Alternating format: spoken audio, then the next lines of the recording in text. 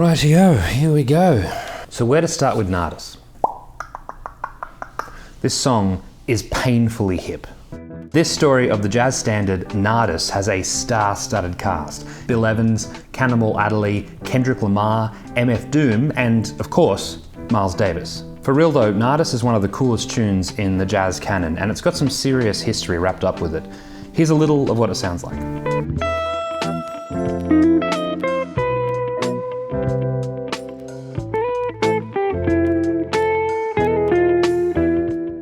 Now, Nardis is not all that well known outside of the jazz scene itself. It's got no lyrics, it's not very danceable, and it's got a vaguely Eastern sound, which has a weird vibe to it. Just the vibe of the thing. So it probably never made sense to make it like a pop crossover, but it's exactly that vibe. The vibe of it. That excites me about the song.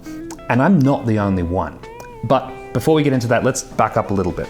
Miles Davis wrote the song for Cannonball Adderley's 1958 album, Portrait of Cannonball. Cannonball had been playing in Miles Davis's band for a couple of years at that point. The pianist on the record, Bill Evans, had also just joined Miles Davis's band. The origin of the name of the song is uncertain, but there are two versions that I've read. The first version, which is almost certainly bullcrap, is that Nardis is Sidran spelt backwards in honor of the jazz vocalist Ben Sidran.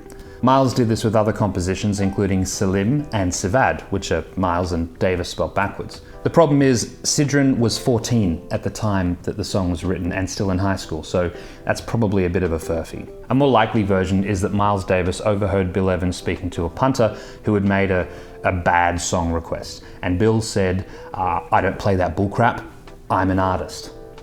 An artist. Nardis.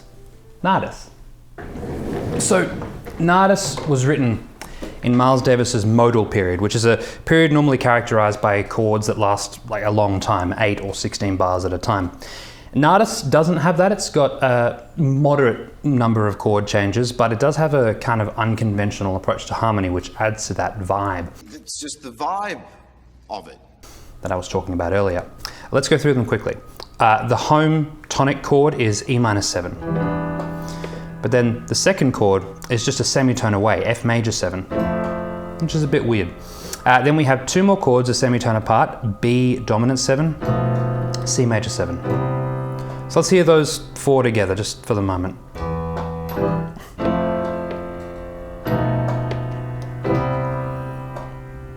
That's already a little bit spicy. Next two chords aren't so bad. They are an A minor 7, then F major 7. But then the next two chords before they get to the end of the A section are really interesting. Instead of going straight to the E minor 7, we go via an E major 7.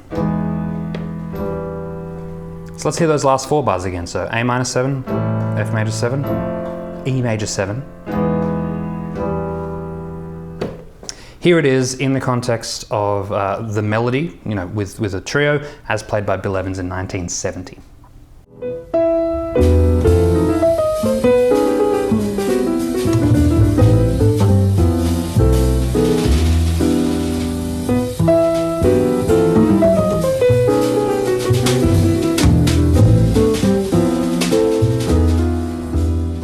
What's really interesting is that while Miles didn't like the Cannonball Adderley recording, which was a bit awkward and stilted, he did love the way that Bill Evans played the piano part. He said that Bill was the only one who played the song as it was meant to be played. Now, I think that's kind of telling, because within 12 months, Miles would conceive of and create Kind of Blue, which was an album essentially, in many ways, built around Bill Evans' piano style. Now, I've got a whole video on that, so the link will be in the description if you want to learn more. On that note, let's talk about Nardis and Bill Evans.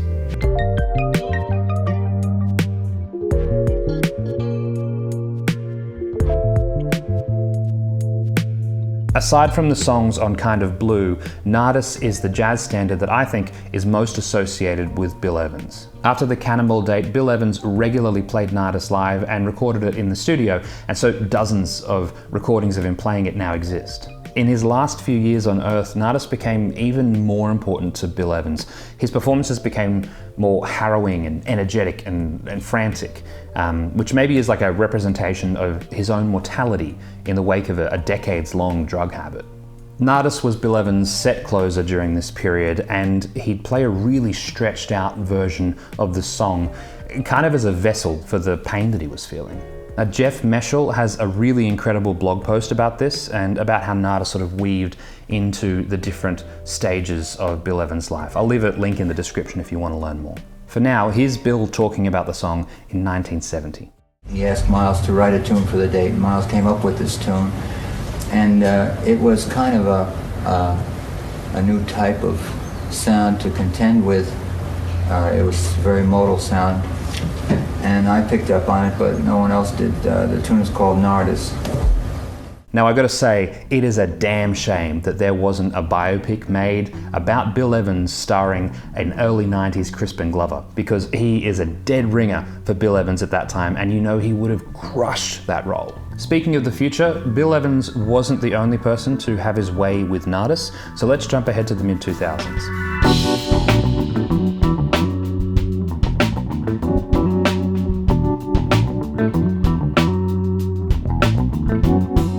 Now, Nardis, being such an unfathomably hip tune, became really good sample fodder for hip-hop producers. Now, the most significant use of Nardis as a sample came from Madvillain, which was the short-lived collaboration between the English rapper MF Doom and the American producer Madlib.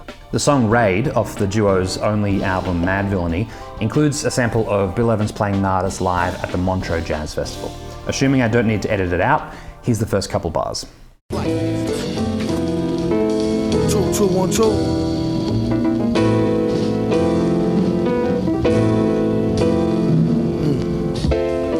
How Doom hold heat and preach non-violence. The album did pretty well, despite being released on a pretty small label, but it turned out to be super influential over time. And now, sadly, MF Doom passed away just a couple of months ago as I record this in late 2020.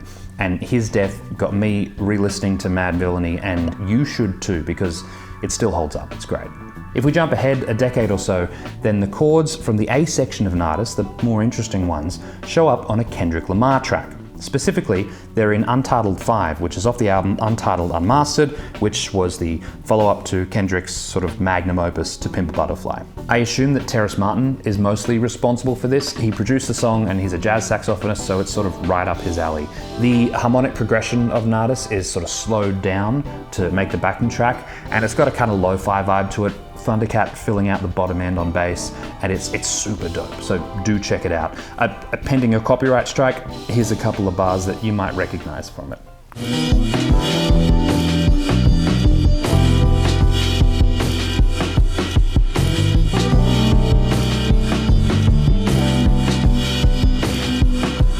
If you want to hear the connection between these two songs more clearly, there's a video on YouTube where Terrace Martin and Thundercat play both of the songs together as kind of a mashup, alongside Robert Glasper, Kamasi Washington, and Chris Dave, which is a pretty cool performance, despite the obviously very unsatisfying lineup.